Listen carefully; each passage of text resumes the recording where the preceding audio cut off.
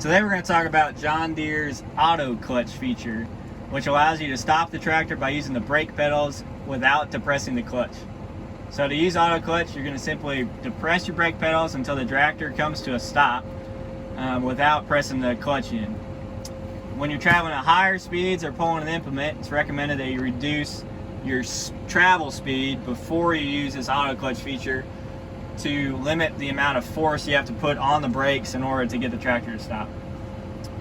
Now, AutoClutch has a couple different sensitivities that we'll go over in the monitor here. And to get to those sensitivities, we're going to go to our menu.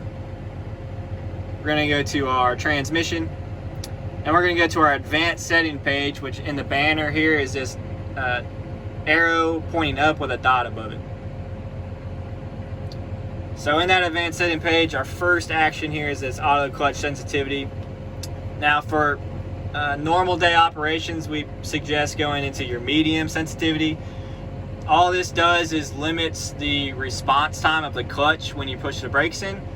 So if you're not pulling anything, maybe you have a smaller, lighter tractor, you can get away with going to your high sensitivity. And if you're pulling a fully loaded grain cart or a really heavy trailer or load, you can go to that low sensitivity to allow time for trailer brakes or your actual brakes to take over before the clutch takes over. You can also turn it off, which means that when you stop the tractor, you have to push that clutch in to not stall the engine.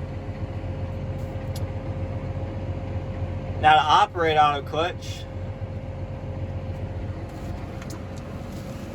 there are two ways to do it. So if you're traveling at a low idle speed and a low idle speed only, you can actually go ahead and stop your tractor using only one of the brake pedals. Now if you want to use your brake pedals to engage in a turn, this is still available using AutoClutch, but after you press in that one pedal, you're just going to increase your engine RPM until that desired turn is completed. But if you leave the engine at a low idle and use one brake pedal, this is going to keep your tractor in a stationary position. Any higher speed or any higher engine RPM than a low idle, you'll want to use both of your brake pedals to stop using the AutoClutch feature. And to do this, we recommend that you couple your brake pedals together, especially during road travel, and then press both to stop at any higher speed than a low idle.